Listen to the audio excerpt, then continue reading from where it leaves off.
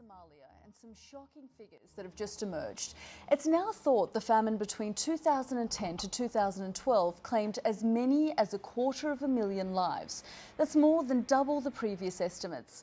Half of those who died were children under 5. I see old tears in new eyes, and it's not hard for us to realise how hard good things are to come by. But we walk by, as hard as we may try to help those who are nearby. We fear in the back of our minds that if we give, then in short time, I would lose all that I call mine. I always ask myself the question, how would you cope if you were in this position? That you're too weak and you can't move and you need helping. And your family's weak but you're too poor and they need feeding. Cause the saying stands that a well-fed man can never know how hungry one is feeling. Once, a mother had to walk with her children, days on end with no eating. And one of her children falls in the side of the road cause he's hungry and he hasn't ate. Now she's got two choices in her head.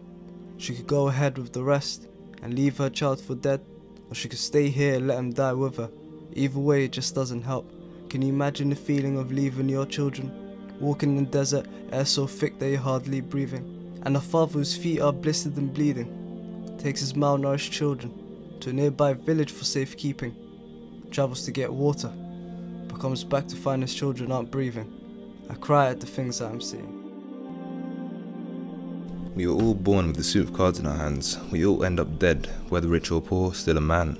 Diamonds, spades, clubs and hearts. All humans, under the shade of the sun, until the day we depart. Some of us well, and some of us starving. Starving for food or affection. Some of us constantly laughing. But the laughter might just be a disguise. Inside you're just a really sad child telling lies. Flies hover over eyes looking frozen. Skin getting cracked over time with erosion, while I'm here face moisturized daily with lotion. Some smell cattle lying on the earth with no motion. Young and old thinking, is it time for my demise, was I chosen? The news anchors cover it for a week and then ask for promotions. I'm here to speak on behalf of the ones with no spokesman, the ones who are starved of energy, so have no time for emotion. It takes £12 to feed a child for a month. That's roughly 40p a day.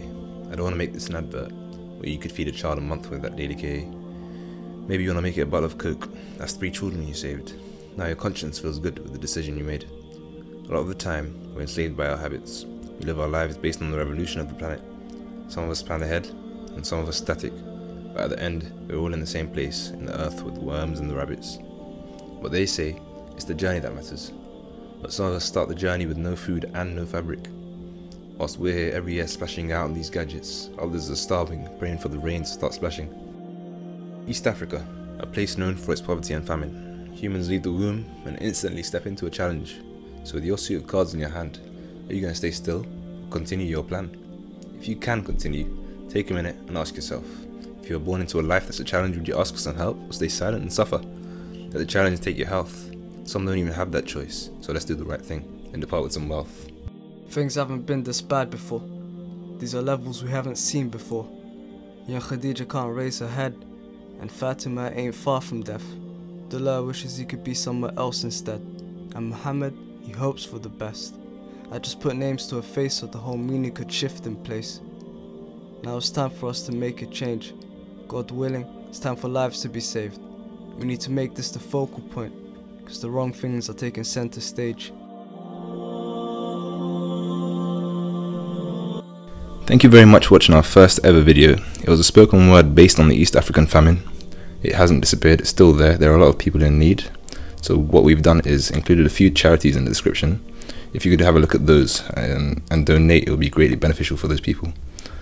Also, please like, share and subscribe, and welcome to Inspire Entertainment.